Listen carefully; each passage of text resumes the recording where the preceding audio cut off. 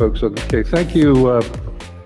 We're going to resume. Some of the folks that are here live are still having a spot of lunch, but they'll be here shortly. But we're going to pick up because we do have a nice audience online, and we respect your time and want you to enjoy this. So we're going to start with the second half of the program, and all of the speakers are going to try and modify to fit within our schedule of completing by 4 o'clock. I certainly will. But let's start with Derek Woodard-Lehman, who is from the Pittsburgh Seminary and is going to be discussing, as the slide indicates, keeping faith in politics. Something missing in presentations about MMT around the world has really been the why should we do it? And why should we take the chance? As persuasive as Fadhel is, maybe he's wrong. Do we dare take that risk? And the answer is any improvement of any consequence always involved risk. So Derek, why don't you tell us about it?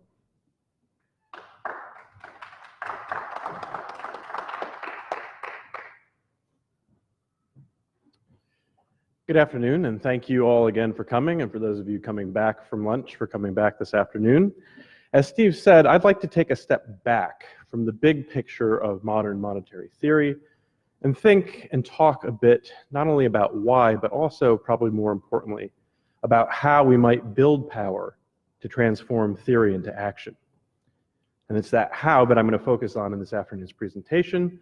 And the context I'm going to use to have this conversation amongst ourselves and with you is to think back to a moment in the history of the United States when a big idea was put into action with dramatic consequences for our society, the civil rights movement.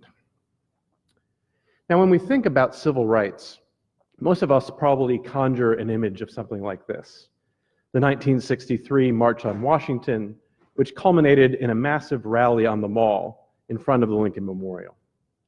We all know about this event. Many of us likely have heard the famous "I Have a Dream" speech that Martin King gave on the steps of the Lincoln Memorial. But this presents for us a question that, again, we'd like you to answer using the instructions on the slide here and whichever device you prefer. Who was the most important leader in the civil rights movement? Was it Martin Luther King? Was it Rosa Parks? Or maybe Baird Rustin, or Ella Baker, or Robert Moses? Take a minute to power up and log in and see what we think.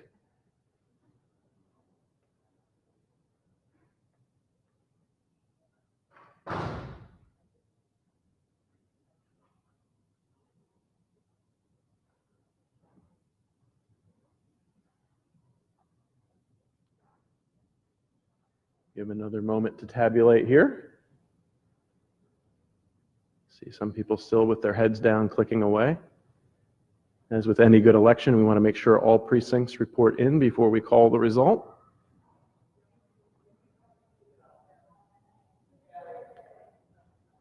Okay.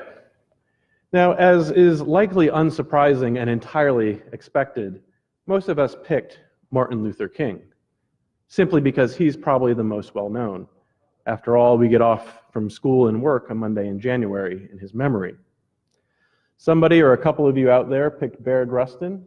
Well done. But some picked Rosa Parks, that woman who sat down on that bus in Montgomery and precipitated the boycott that first drew Martin King into the movement. As I said, some of you also picked Baird Rustin, King's confidant and friend, the man who proposed and organized that famous March on Washington.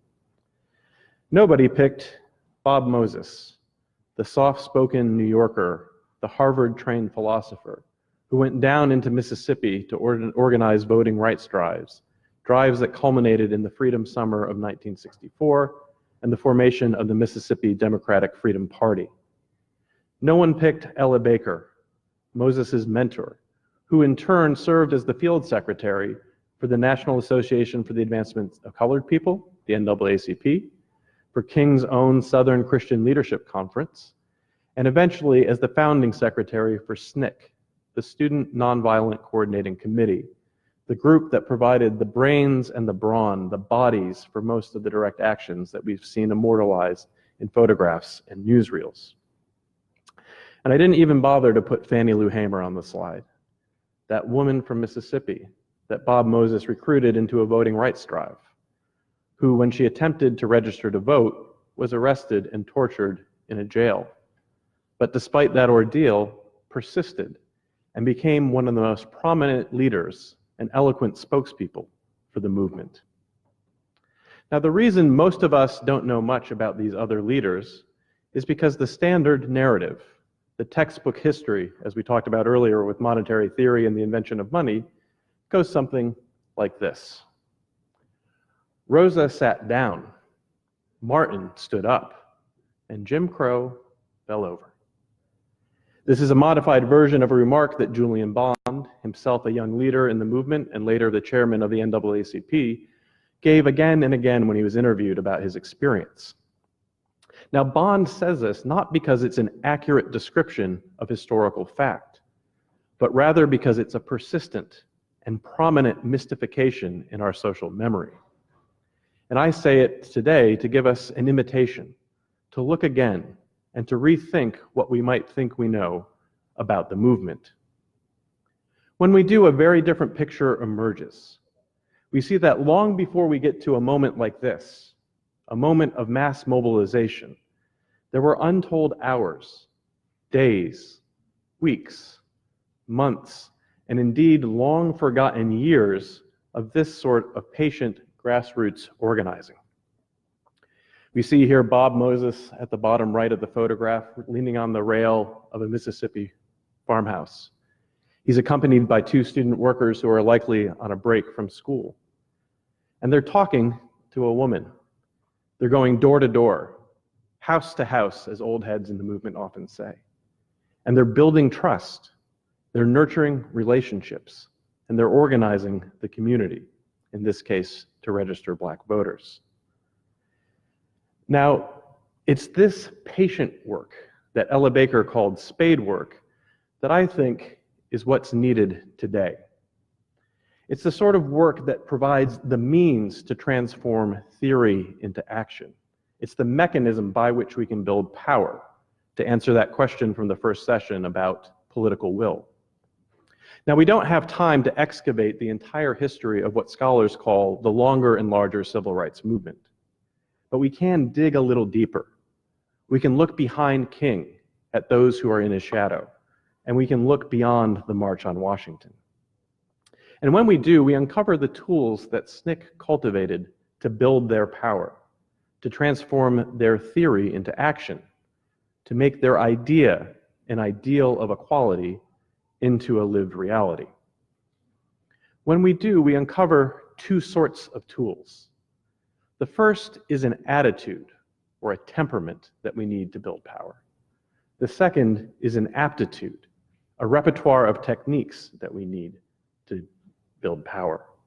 And it's those same techniques and that same temperament that was built by students like these, many of them high school or college students during the early days of the sit-ins in Nashville, Tennessee, and Greensboro, North Carolina. And it's these tools that I suggest we take up today. Now, what is this temperament? What are these techniques? In a word, they are a certain kind of faith. Let me say that again. A certain kind of faith. Please hear me out. I beg you not to jump to any conclusions.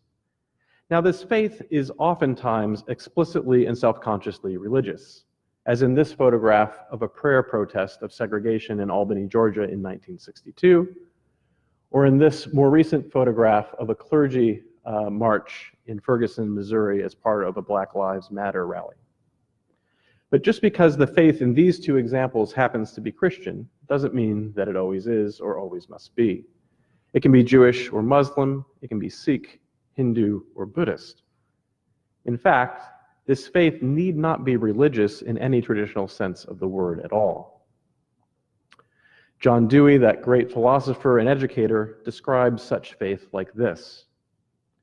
While what we call intelligence may be distributed in unequal amounts, it is in the democratic faith that it is sufficiently general so that each individual has something to contribute, and the value of each contribution can be assessed only as it enters into the pooled intelligence constituted by the contributions of all.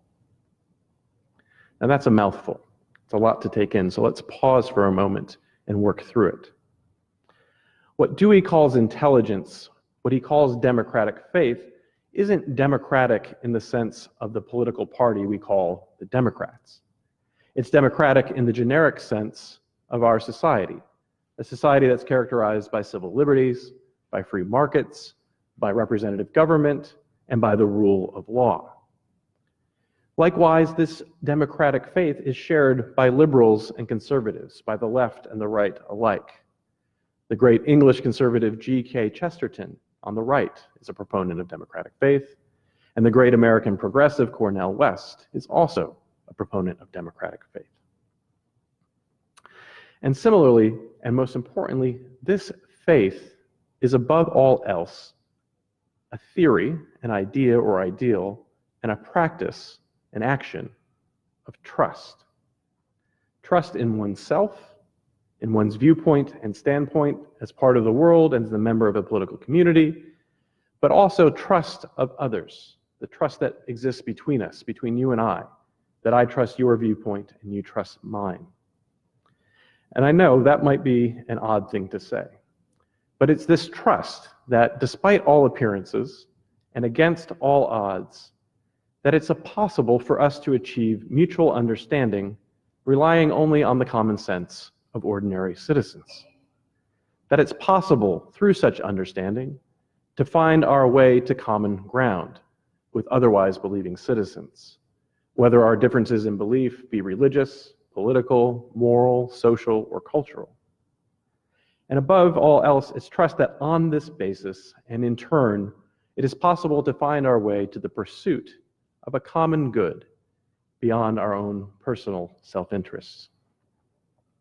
Now, I know that talk about trust sounds quaint, might even sound naive. After all, we live in a world of fake news and fact-checking, of bot farms, internet trolls, and shit-posting insincerity. Even so, I want to suggest that trust is precisely what's lacking and what we're losing in these times. And we can see this and make a turn back towards economics with this page from the New York Times Business Journal from 2000. We see that on the one hand, in the main headline, there's a paradoxical report of stocks gaining while the economy is slowing. And to the left, we see alongside this, the report that as the result of those gains and that slowdown, unemployment is rising. Now, I'll leave it to the economists to sort out the ins and outs of these ups and downs. I've never learned to do anything more clever with money than balance my checkbook. But even so, these ins and outs aside, these ups and downs are real. This headline and others like it are not uncommon. And we know what happens when these events transpire, when these reports come in. We're confronted by discord and distrust. We face division between the 99% and the 1%. And we face discontent and oftentimes resentment when Wall Street gets ahead and Main Street is left behind. And it's a certain kind of trust that I believe we need to navigate those kinds of things.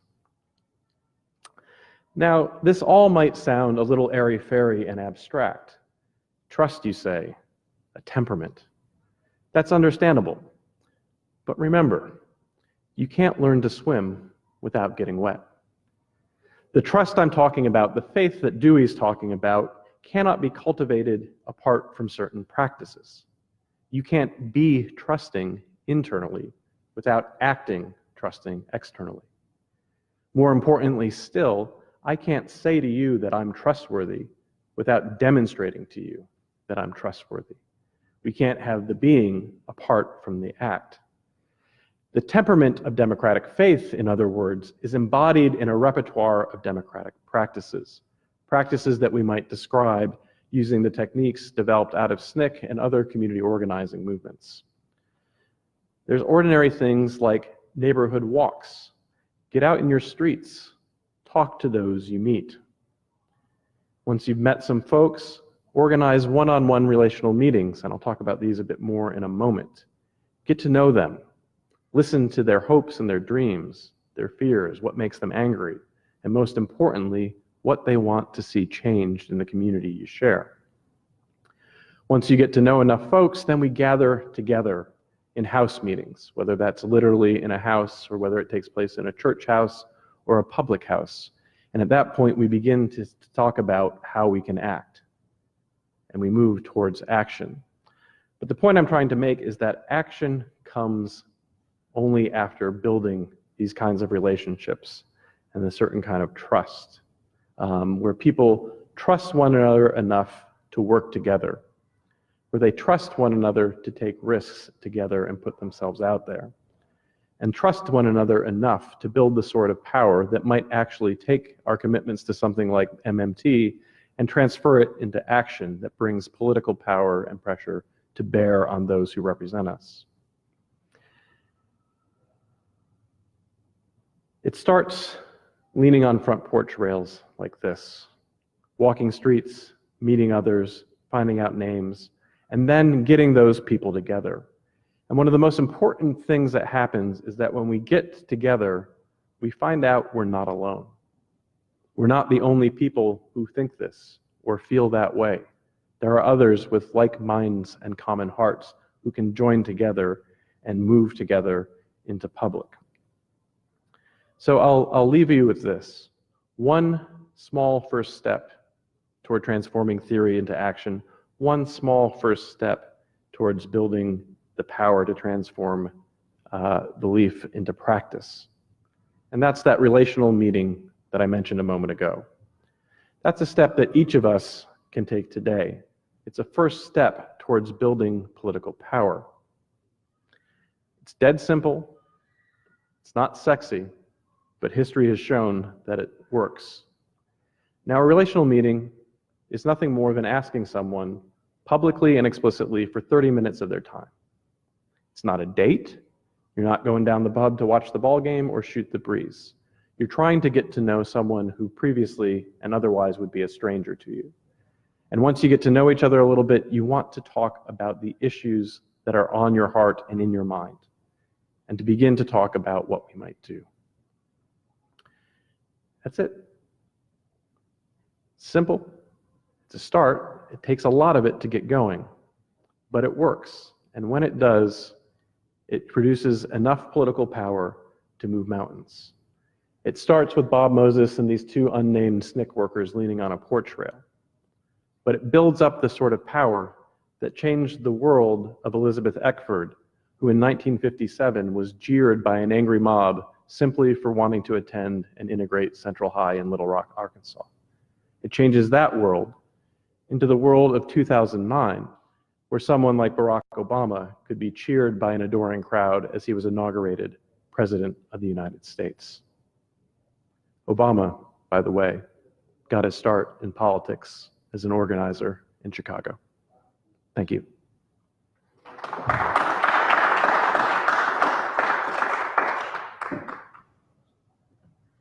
Well, that was great. Thank you very much. Next is Theresa Charlich from Healthcare for All PA. Oops, sorry. Yeah. Advance the slide for you. I'm going to mention the ACA, so maybe we should keep him up.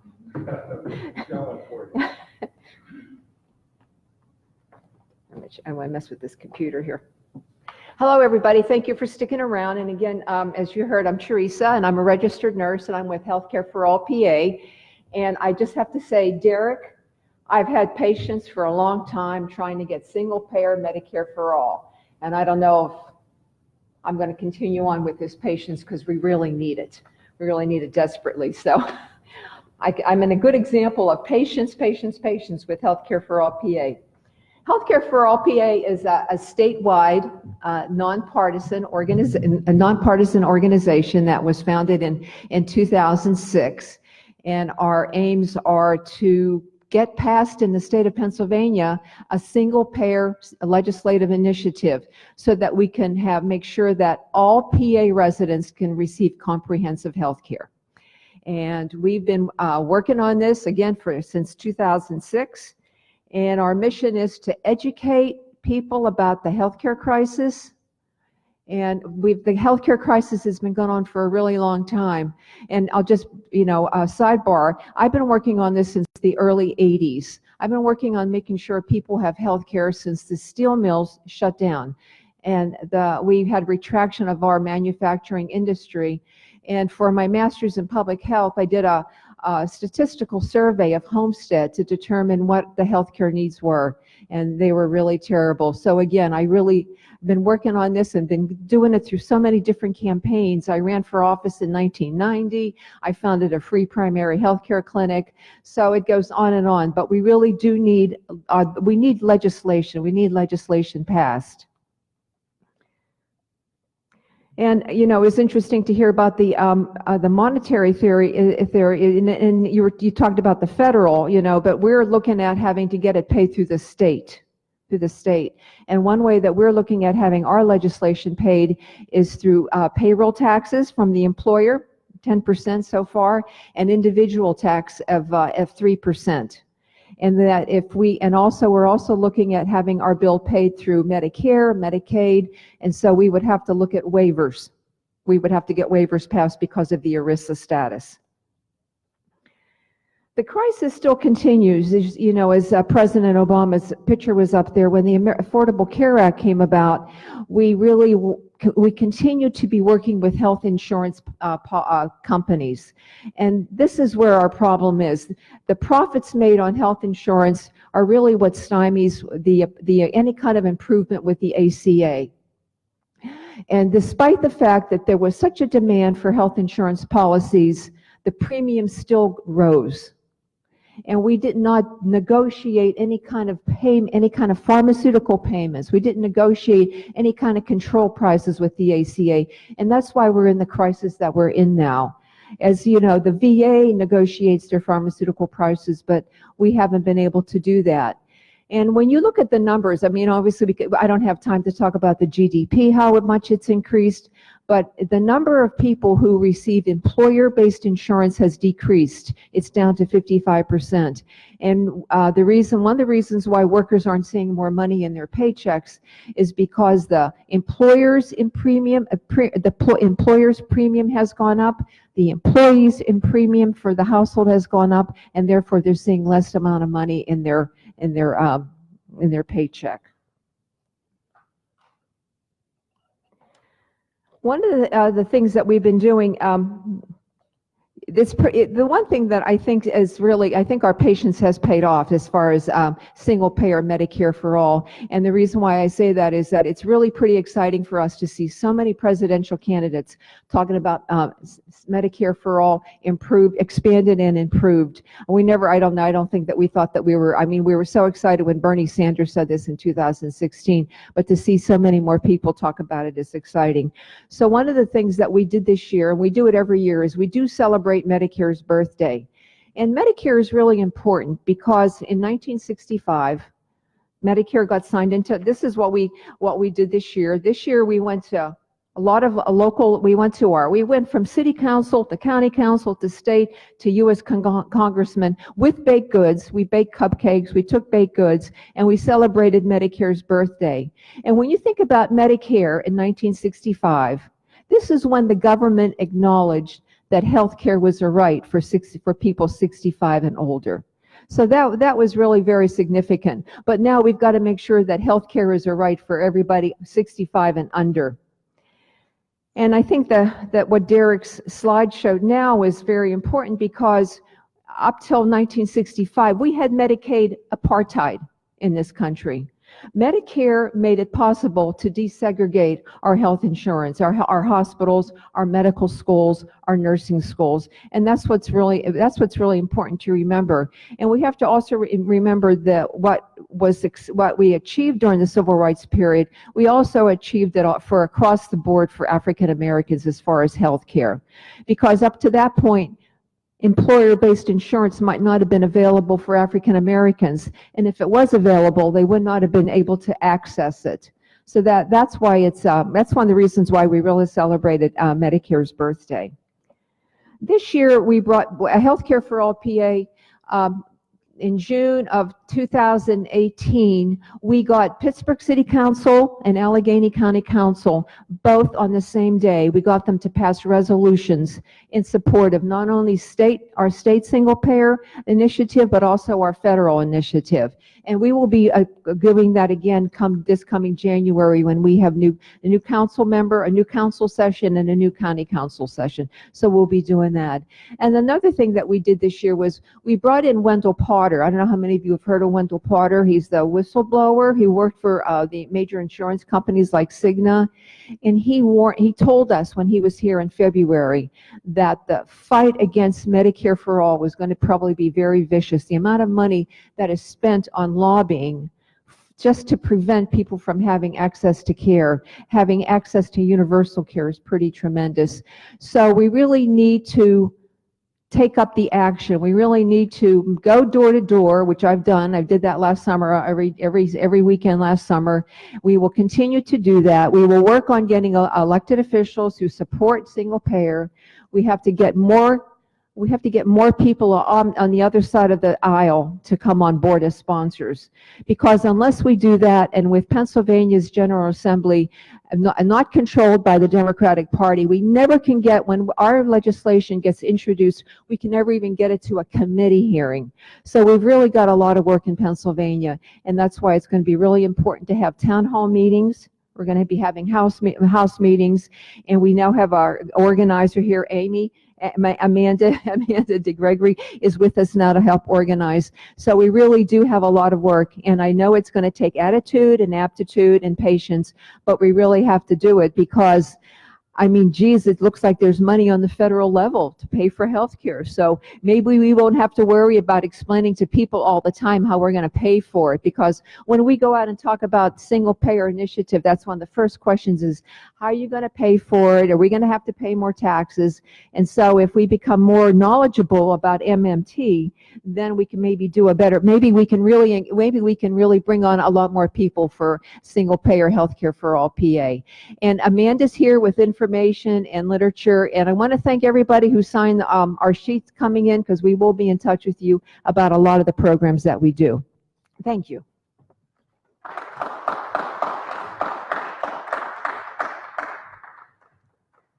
Okay, Derek, Fadhel, and Theresa, could you come up and take one of the comfortable chairs? I'm going to fire through my here. You've heard patience is a virtue. No, it's not. Impatience is a virtue. And impatience is what gets things done. Patience is what you do when you're too lazy to get things done. So let's get them done. And I know Derek wants us to be patient to a point, but all those people knocking on doors weren't doing it because they were patient. They were doing it because that's how you got it done. So moving beyond the theoretical, in the proposed benefits of MMT, Fadhel ran through all of these things, and by now I hope you know that these are all things we can do. But which is the most important to you? If you still have your iPhone handy, give me a letter. Which of these is most important to you? And while you're doing that, let me just say that Fadhel and I are going to be at the 3rd International MMT Conference in Long Island in about 3 weeks. He has star status. I'm just sort of in a back room. But I can tell you that there'll be people from all over the world. When I went to the first conference 2 years ago, I sat at a lunch table with people from 5 different countries, one of whom was from Vietnam, which was quite shocking, Australia, the United Kingdom, France, Canada. Okay, well, environment number 1, only because we're going to die if we don't do something about it, so that makes perfect sense. Food insecurity for sure, but I'm going to just tick through these. There's no doubt that these are important, but keep in mind that there are 90% of the American people in favor of universal background checks on guns, and we can't seem to get that done. So apparently having overwhelming political agreement to do something sensible doesn't necessarily get it done. Student loan debt, $1.6 trillion. General agreement that this has to be fixed because it's holding back the whole economy. Infrastructure, for sure. But how do we get MMT off the ground?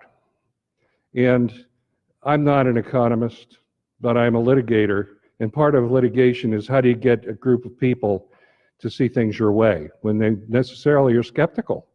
And that's politics to a great extent. How do you get politicians who rarely want to stick their necks out to stick their necks out? And, you know, Fadhel spent an hour this morning taking a group that had 50% of you who didn't know anything about MMT, and my guess is, you know, based on the follow-up survey, that you're all feeling pretty comfortable that the world won't end if we actually start paying for things that we think we need.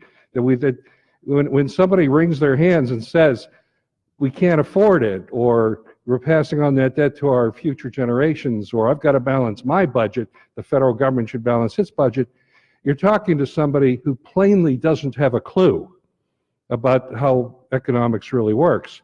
But we got to get past that because they've got it in their heads, and you know, once somebody's made a decision, it's hard to get them to change their mind.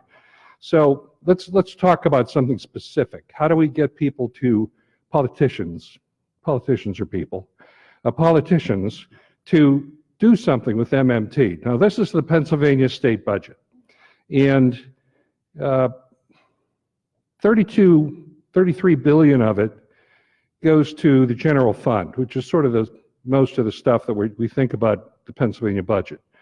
So looking at that pie chart, you think, boy, that's a lot of money.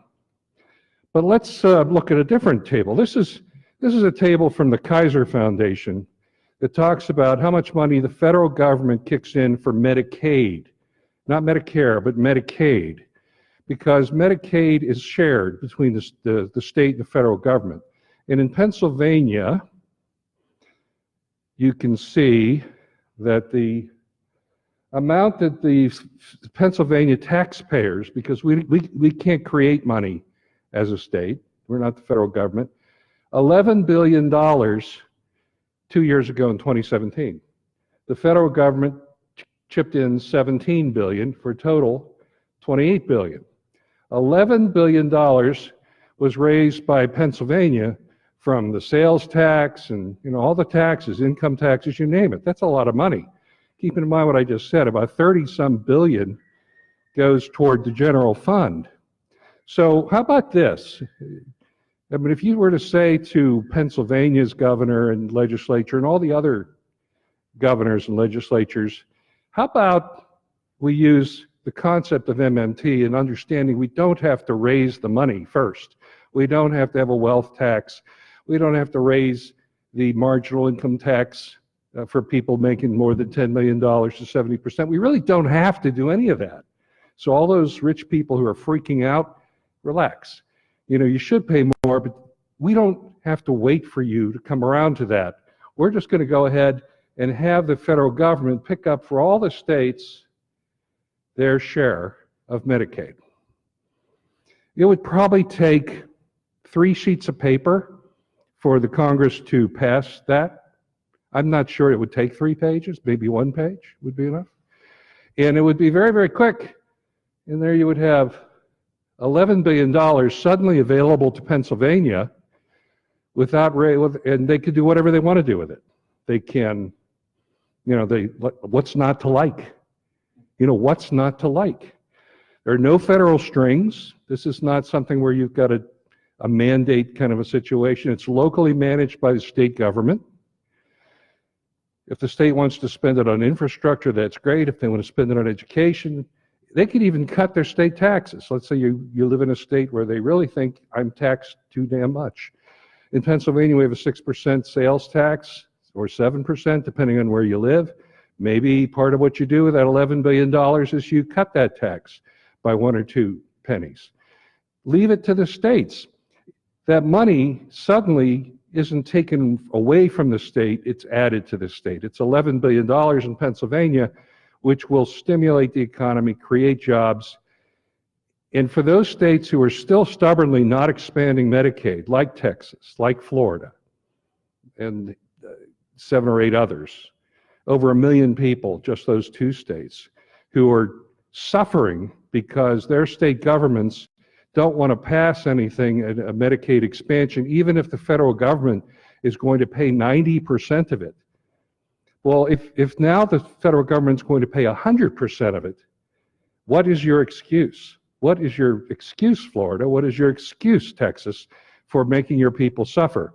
All that money is going to flow into your economy, plus all that money that you were spending on the part of Medicaid that you did pay for. Now all of a sudden you have that for other things.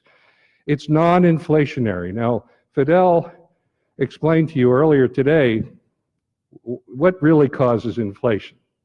Now, if we told everybody you can only use that money that you're saving to buy giraffes, okay, we're going to have inflation in giraffes because there are only so many. And I don't, even if you wanted to grow more giraffes, it'd take a while.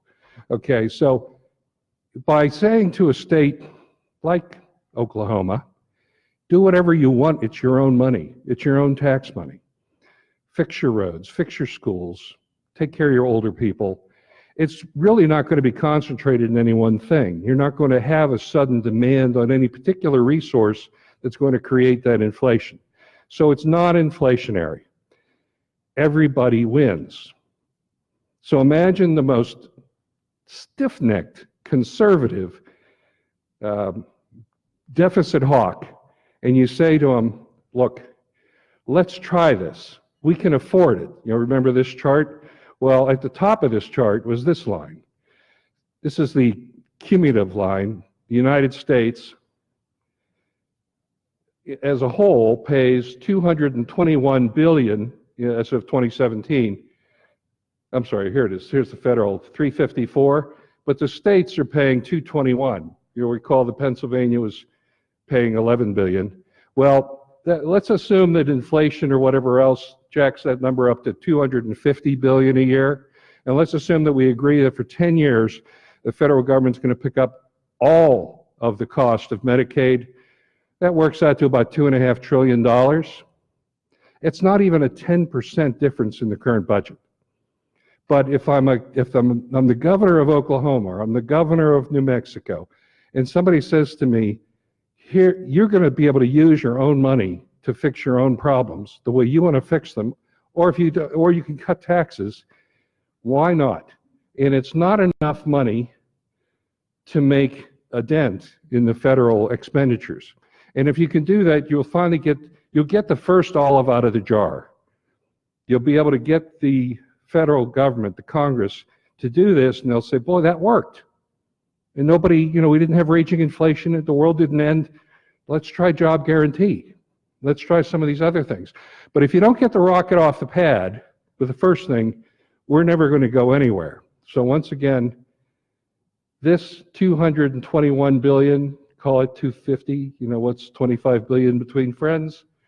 It really won't make that big a difference in anything except the willingness of the federal government to get its head out of the old thinking of wheelbarrows full of Weinmarks or Weimarks. Okay, so we can do this. We should do it. And it's time that we do it. All of you who are still participating online, what is your one-word response to today's presentation? Let's just all see what your reaction is in a word.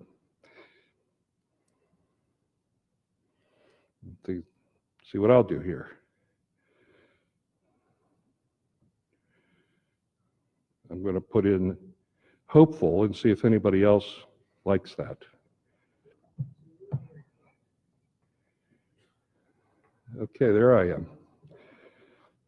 Right there. Whoops, I was there. Now I'm here. Informative. Well, that's great. Now what you all have to do something with this. As I've been saying, and I'm sometimes having people throw rocks at me, when the MMT experts get together and I say, this is all wonderful, very helpful. Now what? Let's do something with this.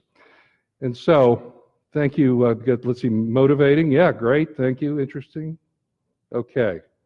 Well, then it's been a good investment of everybody's time. I want to open up the floor to questions. We have enough time for several questions. Alan, do we have our mics?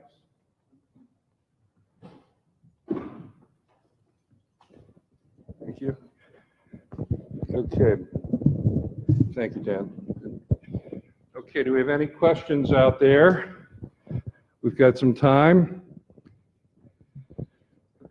Okay, well, I'll ask a question of Fadhel. Fadhel, when people listen to you and they take it all in and they say, but where does the money come from? I mean, literally, what, you know, where does the money come from?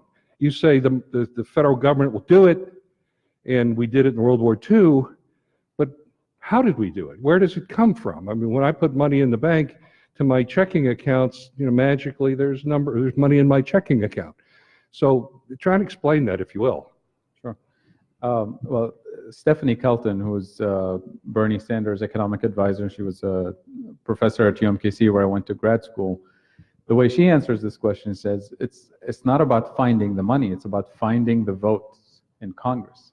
All it takes is having a majority vote to approve a particular budget item, and then the federal government has paid for it. That's how you pay for things. The job of the Treasury and the Fed is to make sure that checks don't bounce, and that the job is done. Then it's the job of the rest of us, the economists who are thinking about this, is to make sure that anything that we ask the government to spend on and pay for, we keep an eye on the potential inflationary pressure that will come out of that spending. And that's kind of what I tried to lay out today in terms of healthcare and education and infrastructures. Do we have the productive capacity to meet the needs of the country? And if not, then this is where we invest the resources. In other words, one of the key impediments that we have today with the way the government spends is we have this thing called the CBO, the Congressional Budget Office. And the way, which is, you know, an independent sort of think tank working for the federal government, except they have this model about how they assess proposed government spendings, and they look at it in terms of what's the impact on the deficit, what's the impact on the national debt. So they're coming from this framework that says we have a shortage of money, and every time the government is going to spend, it's going to cause inflation. So they have, you know, they score all of these policy proposals based on their impact on the budget. And they have this idea that says, you know, how are you going to pay for it? Who are you going to tax? Who are you going to borrow from? So they're locked into that old way of thinking that I explained today. And what we want to do with the MMT framework is to mandate that the CBO use a different model of analyzing proposed government spending.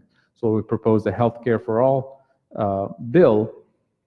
CBO would not score it based on what will be, you know, where will the tax money come from and where will the borrowing come from, but how many children will we lift out of poverty with X program? How many people will not die this year because they have access to health care? And we'll look at the inflationary impact.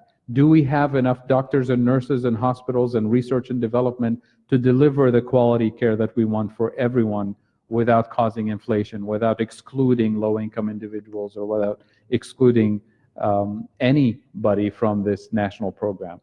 And if the answer is we don't have the resources, we don't have enough doctors, we don't have enough nurses, then we ask the next question. Why don't we have enough doctors? Who decides how many doctors we train in the US? Well, it turns out to be the American Medical Association. They're the gatekeepers for how many doctors we train and how many students can enroll in medical schools. We're creating artificial scarcity of medical skills because we want a group of, you know, small group of elite, you know, decision makers to decide who gets to get healthcare at the end of the day. If the impediment is insurance companies, that, you know, their number one job is to deny healthcare, not to deliver healthcare, then we have to regulate the industry and tax the industry accordingly to disempower those pressure points that keep the services exclusive. And the question then is about, do we have enough doctors, enough nurses? Then we invest in education and infrastructure to make sure that we have plenty of productive resources to deliver the thing what we want. So this is completely shifting the conversation about how Congress looks at policy proposals and how the staff, the congressional staff that's mandated to quote unquote score these proposals is framing the conversation and analyzing policy proposals. And as I said earlier, the burden of proof is on them. As you said, the polling numbers are very clear. The majority of people are in favor of healthcare for all. The majority of people are in favor of job guarantee. The only people who oppose it are mostly elected officials, they're lobbyists, they're donors, and a small group of individuals who control certain industries and benefit from the status quo. The rest of us are on the same page. We're just being divided mostly with the question that Theresa addressed earlier, which is how are you going to pay for it?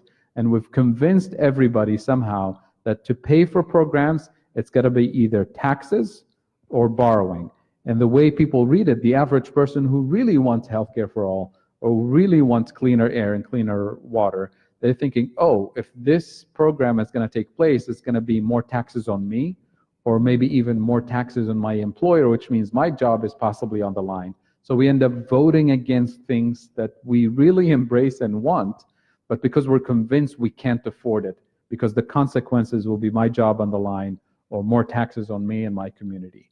And MMT unlocks and decouples the taxing from the spending, and hopefully with a broader perception of this message, we'll be able to get people to change the narrative and vote the right way and vote people out of office who disagree with the majority, because this is what democracy is about. We have a question in the front row and then the next one behind. Yes, this question is for Fadhel. My question is related to local currencies, and what role do you believe they play in opening up access to resources such as healthcare or transportation or what have you? Right, and then this was a question earlier too that I forgot to answer. So local currencies, to me, they come in three categories. The first one is which is the most popular version, which is a local community organization creates a local currency and figures out a way to get a number of volunteers or unemployed individuals to do certain jobs for the community, care for the elderly or cleaning up a park or whatever the needs of the community is, and to pay them in a local currency that they can then use as sort of a discount coupon, or maybe something to get a free item from a particular business in the community that we've pre-arranged, pre-agreed with them, that when you get these coupons, you give individuals a discount, or you give them a free coffee or a free sandwich or whatever. So that's kind of the basic thing that kind of helps smooth things out. And it just ends there. It doesn't go anywhere else. The second category is when we build a broader network of organizations where we can circulate this freely without kind of pre-arrangement. So if we can get a group of local supermarkets, if we can get the local transportation agency, if we can get the local utility company on board, then we're on for a bigger game. Then we can get a larger network of organizations, say Habitat for Humanity or local community development organizations, kind of issue local money into existence to hire local unemployed people, train them on the job, to do goods, to deliver goods and services for the community, kind of caring for people, caring for the elderly, caring for the planet, and then be paid a decent wage in that local currency, say $15 an hour, right? We called it Bitcoin when we started brainstorming this for Pittsburgh.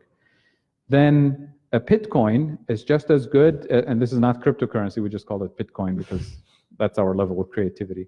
A Bitcoin is equal to $1 in our local economy here in Pittsburgh. So if I have 10 Bitcoins in my pocket, I can go to the local supermarket that's part of this network, and I can buy groceries. I can use it to ride the bus or the local public transportation, and I can use it to pay my utility bill to the electric company or the water company, because we have this larger network of local companies and services, especially for housing, food, transportation, utilities. We want to get that so that we give everybody who's working full-time in this industry to be able to have a decent quality of life. With that, now you have also the supermarket as an employer. They can decide, today we're paying our employees $10 an hour, $10 US an hour. We would love to pay them a living wage of $15 an hour. With the local complementary currency, you can pay them $10 an hour, the regular wage in US dollars, and then 5 Bitcoins in the local currency. What are they going to do with the extra 5? They're probably going to buy groceries from the same grocery store. They're going to pay their utility bill. They're going to use it for transportation. So we can lift people up to a living wage, a better quality of life with the local currency, as long as we have that network. Now the question is, what will the utility company do with their, Bitcoins? They have all their customers paying their utility bills in Bitcoins. This is where the state comes in, or the city comes in, ideally the state, because they too pay taxes to the state, right? So if we have the state of Pennsylvania agreeing that the money that the utility company received in terms of Bitcoins can be used in payment of taxes to the state of Pennsylvania, then we've gone full circle, right? And it's as if the state of Pennsylvania has allowed the local nonprofits to issue money into existence on its behalf to deliver goods and services for the community, and has received that money back in payment of taxes at the end of the cycle, right? So this is kind of the MMT view of spending money into existence to deliver goods and services that society needs, and then allowing that money to go full circle in payment of taxes, right? And now that we're at the state level, might as well do this at the federal level, and now we're back to sovereign money, that the federal government can do this. But the nice thing about our local currency is that it allows you kind of to decentralize the level of intervention at the local level, so that it's not somebody in Washington deciding what the local neighborhood needs in terms of goods and services, in terms of delivery. So we're back into a full national circle, and that's kind of an interesting thing to do, a local currency built in this way, because it educates the local population about how money works. So we realize that as long as we have the people and the needs and the technology and the human capabilities and ingenuity, we can make it happen even with the local currency. But that's kind of, to some extent, a level of inefficiency and restriction when the federal government can provide the funding and the rest of us can deal with the logistics at the local level. So I like having both, and I like having us learn at the local level and kind of build up at the state and national level, so that we figure out, oh, if we can do this for Pittsburgh, maybe we can do this for the whole state, maybe we can do this for the whole country. And that's really the idea. That's why I'm passionate about local currencies in this way. Okay, we have time for one more question. Go ahead, make it a good one. Okay. Something that I've thought a lot about with regard to the just transition away from fossil fuels, from the fossil fuel economy. Fossil workers often complain, and their unions and energy companies that are taking advantage of them, complain that they won't be able to match their current high wage jobs in green industries. Now those jobs are often high wage because they're dangerous. The dangers of coal mining are not one of the externalized costs of coal, because they pay them really well. However, with automation, there's a lot fewer of those jobs. So as a whole, the coal communities are terribly depressed because not many people have the jobs at all. So it's sort of a twofold complexity here. The people who have the jobs are not the ones who have died of explosions or collapses or black lung disease or whatever. Right. So, and they're the ones who are the poster children for hard to match jobs. Meanwhile, you have high wage jobs and no jobs, which you're suggesting could be partly made up for by, or mostly made up for by a government-funded guaranteed jobs program. Have you guys also looked at reducing the standard work week so that, because with automation, et cetera, human productivity has vastly increased Right. per person. So why not have a 20 or 30-hour work week so that everybody has jobs and a basic standard of living, and people can spend more of their time and energy on being human beings, Right. and maybe volunteer work or art or culture or whatever. Is that a part of this whole MMT picture? Absolutely. So you're right in terms of the coal mining in So particular. it's a twofold question there. Yeah. Coal mining jobs are being eliminated not because of MMT or the job guarantee, it's because of automation. Automation and market right? forces, reducing coal. Right. And the current system is there is no just transition. There is no safety net for coal miners or other workers in industries that are being automated. So the job guarantee will provide that, the safety net that guarantees employment. They will In terms still of- complain about moving from Yeah, a in terms of six-figure wages, job to yeah. a $30,000 job or In whatever. terms of wages, notice that everything we're introducing here, the job guarantee with healthcare, with education, with all the other quality of life improvements that are currently not being paid for by employers, right? So this is the other component of safety net. The job guarantee, even though the numbers that I did here, I was showing 40 hours a week. One of the things that we make very clear in the job guarantee that it can be flexible schedule. You choose how many hours you want to work, if it's 20 hours, if it's 30 hours, whatever it is.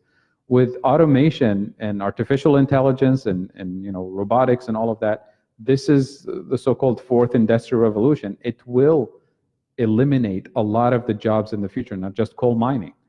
But that's not new. It's been happening for decades. It's been happening since the Industrial Revolution, as I said earlier. And we're not here to say that we want to be Luddites, we want to stop technological progress to save jobs, to protect jobs. That will be the wrong way to do it.